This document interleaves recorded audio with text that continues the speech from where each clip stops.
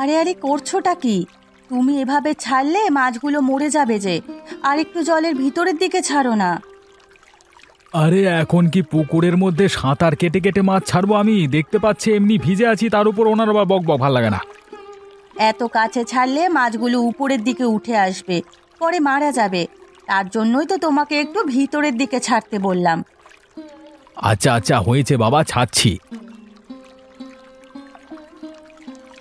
এই পুঁটি মাছগুলো চাষ করে এবার একটা লাভের আশা করা যায় কিনা দেখো দেখি। তোমার ইচ্ছেতেই তো আমি পুঁটি মাছগুলো পোনা বাজার থেকে কিনে আনলাম পুকুরে ছাড়বার জন্য। এরপর যদি এই মাছ দিয়ে ব্যবসা না হয় তখন তোমাকে বোঝাবো গিন্নি।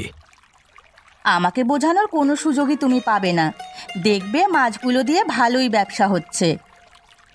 যদি ব্যবসা হয় তখন আবার তোমার মাথায় তুলে রাখবো, না হলে দেখে নেব। হ্যাঁ, তুমি দেখছি দুটো দিকই ভেবে রেখেছো। আমাকে কখন কি বলবে? আগে ভাগে এগুলো না ভেবে মাছগুলো যত্ন নেওয়ার কথা ভাবো। যত্ন তো অবশ্যই করব। এখন কত যত্ন করে মাছগুলো ছাড়ছি, তারপর দুজন তো আছি, সব সময় মাছগুলোর যত্ন করব, যত্নের কোনো কমতি হবে না। যত্ন করলেই তো মাছগুলো বড় হবে, আমাদের ব্যবসা হবে। এখন একসাথে সব মাছগুলো ছেড়ে দাও।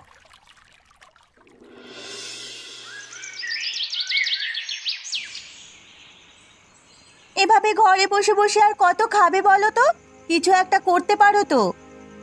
কি করব বলো, কিছু একটা বুদ্ধি দাও, বলো যে এটা করো। কেন, তোমার মাথায় কি গোবর নাকি? কোনো বুদ্ধি নেই? তুমি নিজে ভেবে চিন্তে কিছু একটা বের করতে পারো না? পাড়া সকল পুরুষরাই কাজ করে। আমি কি কাজ না করে বসে থাকি নাকি? এখন আমার কাজ নেই, তাই কয়েকটা দিন বাসায় বসে আছি। তাতেই তুমি চেঁচামেচি শুরু করে দিয়েছো। কিন্তু তোমার জ্বালায় বাসায় দুদিন বসে থেকেও শান্তি নেই আমার। শান্তি করতে হলে আগে রোজগার করতে হয়। আয় রোজগারের কোনো নাম নেই, এসেছে বাসায় বসে বসে শান্তি করতে। এত চেঁচামেচি করো না তুমি। একটা না একটা কাজ আমি করে নেব, দুদিন শান্তিতে বাসায় থাকতে দাও। দুদিন করতে করতে আজ কতদিন তুমি ব্যবসায় বসা, কোনো কাজ কারবার কিছু করছো না। এভাবে কি দিন চলে নাকি? কদিন পর দেখা যাবে যেটুকু চাল ডাল আছে সব শেষ হয়ে গেছে। তখন গাছতলায় গিয়ে থালা পেতে বসতে হবে ভিক্ষা করতে, বুঝেছো? না না, ভিক্ষা করতে বসবো কেন? কি যা তা বলছো তুমি? তুমি তো আর বসবে না। তোমার ধান্দা হচ্ছে আমাকে গাছতলায় ভিক্ষা করতে বসাবে। একটু চুপ থাকো তো, দেখি কি করা যায়। আমার কাছে একটা বুদ্ধি আছে, কিন্তু তুমি তো আমার কোনো কথাই শুনতে চাও না। কি বুদ্ধি বলো? আমাদের তো এখন আয় রোজগার বন্ধ। চাইলে তুমি আর আমি মিলে একটা ফুচকার দোকান দিতে পারি, কি বলো? বুদ্ধিটা তুমি খারাপ দাওনি। তাহলে এটাই করি, কি বলো? একটা ফুচকার দোকান দিয়েই ফেলি। আচ্ছা, সেটাই করি।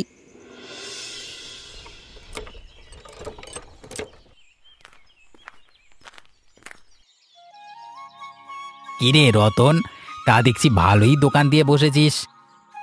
হ্যাঁ গো হ্যাঁ, দোকান দিয়ে বসেছি দাদা, তোমার আশীর্বাদে। তা তোদের দোকান কেমন চলছে রে? লালটুদা, এখনো তেমন একটা ভালো চলছে না। আজকে সবেমাত্র দিলাম তো, ভালো চলবে কিভাবে? ও আচ্ছা আচ্ছা, আজকেই দিয়েছিস? আমি এদিকটা অনেক দিন আসিনি, তাই হয়তো জানি না কবে দিয়েছিস। আমি ভাবলাম আরো আগেই দিয়েছিস। না গো দাদা, আজকে দিয়েছি। আর তুমি হচ্ছ আমাদের প্রথম খরিদ্দার। কি বলছো? আমি তোমাদের প্রথম খরিদ্দার? তা আমাকে কি বিনে পয়সায় খাওয়াবে নাকি? তুমি প্রথম খরিদ্দার হয়ে যদি বিনা পয়সায় খেতে চাও, তাহলে আমাদের নিষেধ কিসের? আরে মজা করে বললাম। দাও দাও, আমাকে কিছু ফুচকা দাও, খেয়ে দেখি কেমন হয়েছে। কি হয়েছে দাদা, তোমার মুখের এমন ভাব কেন? এসব কি বানিয়েছিস তোরা? এইসব খাওয়া যায় নাকি? অখাদ্য কুখাদ্য, আমার টাকাটাই চলে গেল।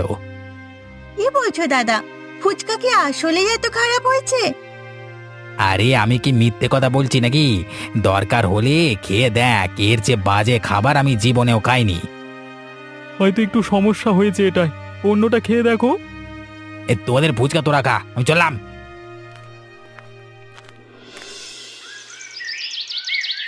ফুচকার দোকান তো দিলাম তোমার কথা শুনে, এখন কি হলো বলো? পুরো টাকাটাই আমার লোকসান হয়ে গেল। আমি কি করব বলো? বাড়তি আয়ের জন্যই তো এটা করতে চেয়েছিলাম। ভেবেছিলাম শান্তিতে থাকতে পারবো দুমুঠো খেয়ে।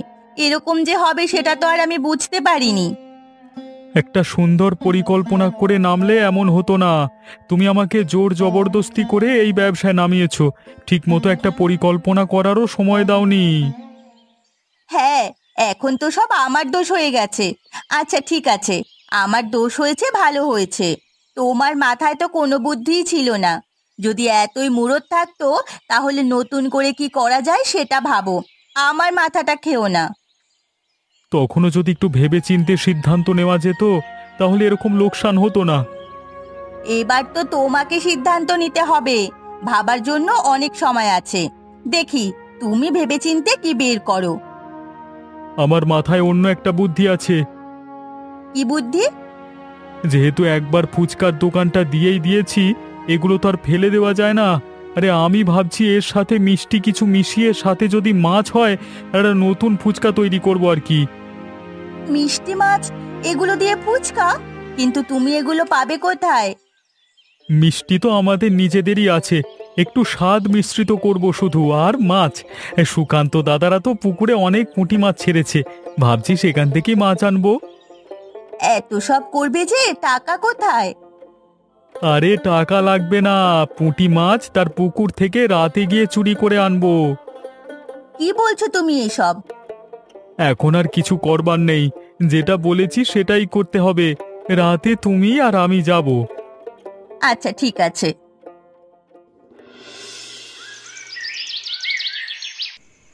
আরে বাবা, তুমি একটু আস্তে আস্তে পা ফেলে চলো না। তোমার হাঁটা শব্দ শুনে শুধু সুকান্ত দাদার না, পুরো গ্রামের লোক চলে আসবে। এই গ্রামের সমস্ত পথঘাট কি আমার মুখস্থ নাকি? আমি এই বনে জঙ্গলে কখনো হেঁটেছি? এর জন্যই তো আমি ঠিকঠাক মতো পা ফেলতে পারছি না। তাও একটু ভালোভাবে দেখে শুনে হাঁটো, যদি ধরা পড়ে যায় মান ইজ্জত কিছুই থাকবে না। মান ইজ্জতের চিন্তা করলে আর এখানে আসতে? এই বিদঘুটে অন্ধকারের মধ্যে কিচ্ছু দেখা যায় নাকি দেখো তো। তাও তো আমি যথাসম্ভব চেষ্টা করছি। ওই তো পুকুরটা দেখা যাচ্ছে। চলো চলো, তাড়াতাড়ি পা বাড়িয়ে সামনের দিকে চলো। গিয়ে তাড়াতাড়ি জাল মেরে মাছগুলোকে নিয়ে আবার ফিরে যেতে হবে। এই চলো চলো, সামনে গিয়ে তাহলে জাল ফেলি।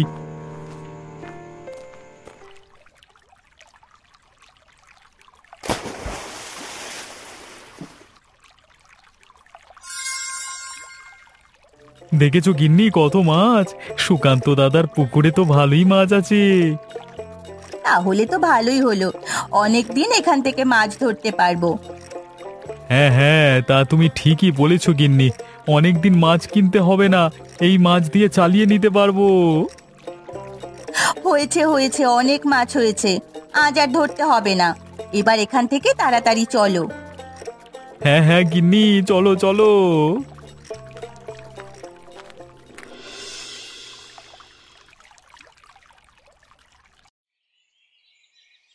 কিরে রতন, শুনলাম তোরা নাকি নতুন করে আবার ফুচকা বানিয়েছিস? হ্যাঁ বাবু, বানিয়েছি। তোদের আগের ফুচকা তো খুবই জঘন্য ছিল, এবার আবার কি বানিয়েছিস? কেমন হয় খেতে কে জানে, খাবো কি না সেটাই ভাবছি। বাবু, এবার আপনি নিশ্চিন্তে খেয়ে দেখতে পারেন। আগের মতো আর জঘন্য না। এবার প্রচন্ড সুস্বাদু ফুচকা বানিয়েছি আমরা। আগের বারও তো বলেছিলে ভালো ফুচকা বানাবে তোমরা, কিন্তু এমন ফুচকা বানিয়েছিলে যা মুখে নেওয়ার মতো ছিল না। এবার আর আপনি সেই সুযোগ পাবেন না, এবার আপনাকে ভালো বলতেই হবে। তাহলে দাও তো আমাকে পুঁটি মাছের মিষ্টি ফুচকা দাও, খেয়ে দেখি তোমাদের ফুচকা কেমন হলো।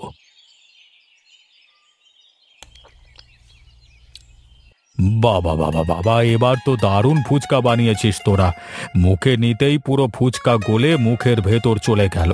কি সুন্দর একটা ঘ্রাণ আসছে। কি বলছেন বাবু, এ সত্যি বলছেন তো? আসলেই এবারে এত ভালো হয়েছে? আরে হ্যাঁ, এবার তোদের ফুচকা খুবই ভালো হয়েছে। এই ফুচকার বানানোর পদ্ধতি কোথায় পেলি তোরা? মনে হচ্ছে মিষ্টি এবং মাছের একটা স্বাদ আছে এটার মধ্যে। হ্যাঁ বাবু, আপনি ঠিকই ধরেছেন। এটার মধ্যে মিষ্টি আর পুঁটি মাছ আছে। এবার আমরা একটু আলাদাভাবে চেষ্টা করেছি। পুঁটি মাছের মিষ্টি ফুচকা বানানোর। যাই বলো না কেন, এবার তোমাদের ফুচকাটা দারুণ হয়েছে। দাও দাও, আমাকে আরো কিছু ফুচকা দাও তো, খেয়ে দেখি।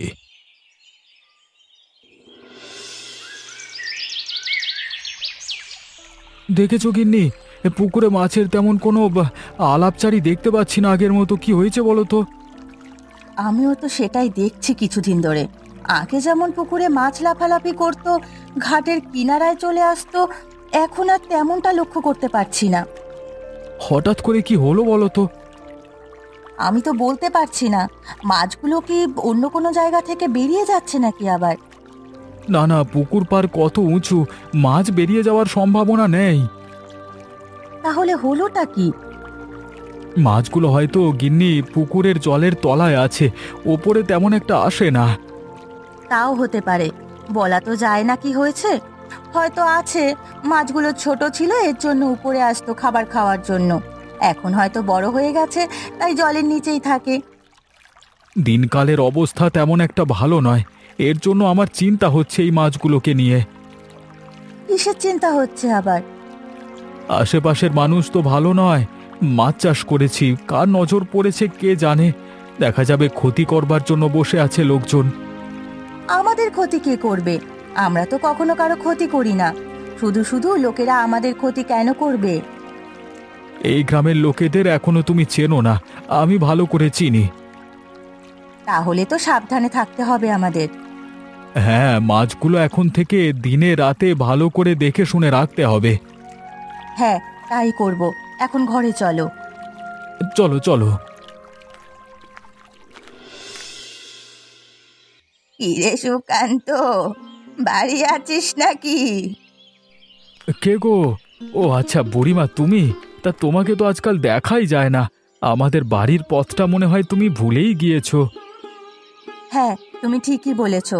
আজকাল বুড়িমা আর আমাদের বাড়িতে আসে না। আরে না রে, কি বলছিস তোরা? আমি তো তোদের কথা মনে করি, কিন্তু সময় সুযোগ হয়ে ওঠে না, তাই আর আসতে পারিনি। তা বুড়িমা, আজকাল তোমারও সময় হয়ে ওঠে না? তুমি একলা মানুষ, এত ব্যস্ত থাকো। তোমার এত ব্যস্ততা কিসের বুড়িমা? তিন কুলে তো তোমার কেউ নেই, একলা মানুষ, কি নিয়ে এত ব্যস্ততা তোমার? তিন কুলে কেউ নেই সেজন্যই তো আমার ব্যস্ততা বেশি রে। নিজের খাবারটা তো নিজেই জোগাড় করতে হয়, কেউ তো আর ঘরে এসে খাবার দিয়ে যাবে না। হ্যাঁ, তা তুমি ঠিকই বলেছ। তা হঠাৎ আমাদের বাড়িতে কি মনে করে এলে বুড়িমা? হ্যাঁ, তোদের একটা খবর দিতে এসেছি, কিন্তু কিভাবে যে খবরটা দেই। কি খবর বুড়িমা? সংকোচ করো না, বলে ফেলো। তোরা যে পুকুরটায় পুঁটি মাছের পোনা ছেড়েছিস না? হ্যাঁ বুড়িমা। আমি গতকাল রতন আর গৌরীকে তোদের সেই পুকুর থেকে পুঁটি মাছ ধরে নিয়ে যেতে দেখেছি। কি বলছো কি বুড়িমা? আমি সত্যি বলছি, আমি নিজের চোখে দেখেছি। এই জন্যই তো আমরা আমাদের পুকুরে আর আগের মতো মাছ দেখতে পাই না। মাছগুলো দিয়ে ওরা কি করছে? ওরা নতুন ফুচকার দোকান দিয়েছে, সেখানে পুঁটি মাছের মিষ্টি ফুচকা বিক্রি করে। বাজার থেকে মাছ না কিনে তোদের মাছগুলো চুরি করে, আর তা দিয়ে ফুচকা বানিয়ে বিক্রি করে। তাহলে তো ওখানটায় যেতে হয়। চলো বুড়িমা, তুমি আমাদের সাথে চলো। না, আমি যাব না, গেলে আমার সাথে ঝামেলা করবে। তোরা যা, কিন্তু আমার কথা বলিস না। আচ্ছা ঠিক আছে। কিরে রতন, এদিকে আয়, বেরিয়ে আয়, দোকান থেকে বলছি, বেরিয়ে আয়। কি হয়েছে, তুমি এবার রেগে আছো কেন? তা আপনি এখানে এসে এত চেঁচামেচি করছেন কেন? এটা ভদ্রলোকের দোকান। তোমরা যে কত বড় ভদ্রলোক সেটা আমাদের জানা হয়ে গেছে। কি বলতে চাইছো তোমরা? এখানে এসে এরকম চেঁচামেচি কেন করছো? তোমাদের জন্য দোকানে খদ্দের তো ঢুকতেই পারছে না। তোমরা থামো তো, আমি সুকান্ত দাদার সাথে কথা বলছি। তোমরা দুজনে মাঝখানে কথা বলতে এসো না। রতন, দোকান দিয়েছিস ভালো কথা, ব্যবসা করছিস ভালো কথা, কিন্তু অন্যের পুকুরের মাছ চুরি করে ব্যবসা করা, ফুচকা বানানো, এটা কেমন ব্যবসা? অন্যের পুকুরের মাছ মানে কি বলতে চাচ্ছ তুমি? তোরা আমাদের পুকুর থেকে মাছ চুরি করে এনেছিস। এই মাছগুলো আমার পুকুরের মাছ। কোনো প্রমাণ ছাড়া শুধু শুধু তুমি আমাকে দোষারোপ করতে পারো না। আপনার একার পুকুরেই কি শুধু পুঁটি মাছ আছে নাকি? গ্রামে আর কোথাও কি পুঁটি মাছ নেই? আমরা বাজার থেকে কিনে এনে ব্যবসা করছি। ভালোই ভালোই বলছি, আমাদের মাছ ফিরিয়ে দাও, না হলে যে পরিমাণ মাছ নিয়েছো সে পরিমাণ পয়সা দিয়ে দাও। তা না করলে কিন্তু আমরা মোড়লের কাছে গিয়ে নালিশ করব। যাও যাও, যা পারো তাই গিয়ে করো। এ সুকান্ত, তোমরা আমার বাড়িতে? তা কি মনে করে?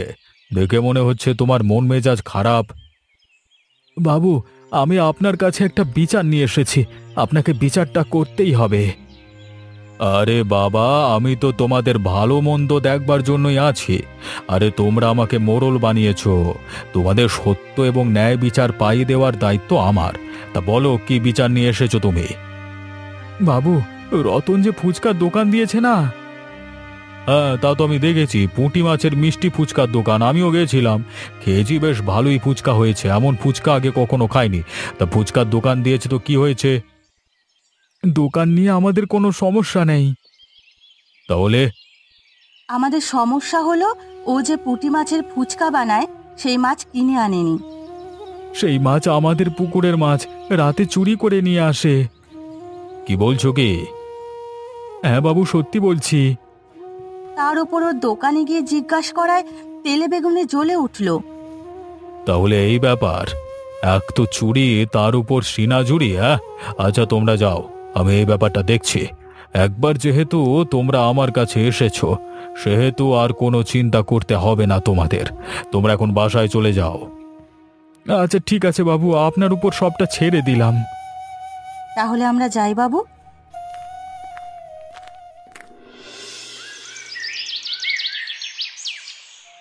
কিরে রতন, তোর ব্যবসা কেমন চলছে?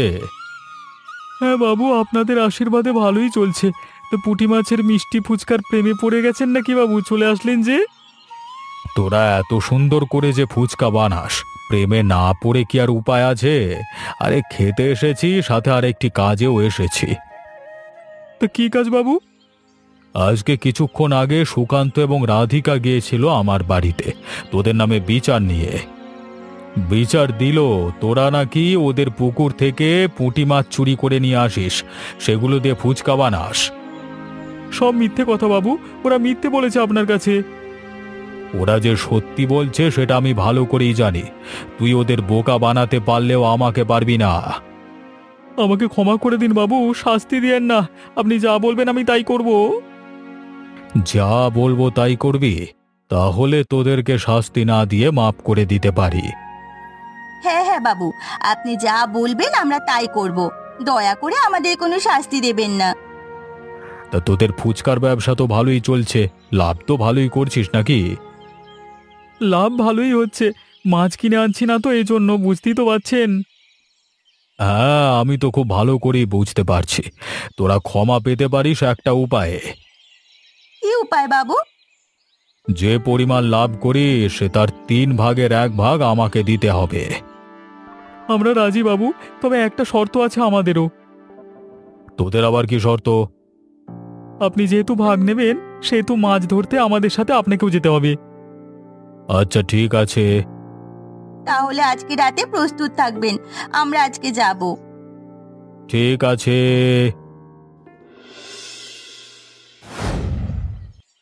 কি হলো লালটু, তুই এত ছুটে আসছিস যে? হাঁপিয়ে গেলি যে? দাদা, একটা খবর নিয়ে আসলাম। কি খবর আবার নিয়ে আসলি? কি হয়েছে বল আমাকে। আমি মাত্র শুনে আসলাম, হরিপদবাবু এবং রতনরা একসাথে ফোন দিয়ে আসছে। কিসের ফোন দিয়ে আবার? হরিপ্রসাদ বাবু ফোন দিয়ে আসছেন রতনদের সাথে? না না, তা তো হওয়ার কথা নয়। তিনি তো উল্টে রতনদের বিচার করবেন বলেছেন। লালটু কি বলছে আগে সেটা শোনো। হরিপ্রসাদ বাবু মোটেও সুবিধের লোক না। লালটু, বল কি হয়েছে, সবটা খুলে বল। হরিপ্রসাদ বাবু রতনদের সাথে হাত মিলিয়েছে। তিনি ওদের কোনো বিচারই করবেন না। বিনিময়ে ওদের থেকে ফুচকার লাভের ভাগ চেয়েছেন। কি বলছিস কি তুই? আর কি কি বলেছেন? শুনেছি তারা সবাই মিলে আজকে রাতেও নাকি সুকান্ত দাদার পুকুর থেকে মাছ চুরি করবে। সবাই মানে? হরিপ্রসাদ বাবু, লালটু এবং গৌরী। হরিপ্রসাদ বাবু এই কাজ করবে ওদের সাথে? তোমরা এখনো হরিপ্রসাদ বাবুকে চেনো না। আমি ভালোভাবেই চিনি ওনাকে। এখন কি করব আমরা তাহলে? কি করব মানে? আমরা সবাই মিলে ওদের ধরে ফেলবো। আজকে রাতে আসুক না, সারা রাত সবাই মিলে পাহারা দেব। আমিও থাকবো, সমস্যা নেই। আচ্ছা ঠিক আছে, রাতে সবাই সময় মতো চলে এসো। আমরা সবাই একসাথে থাকবো এবং পাহারা দেব।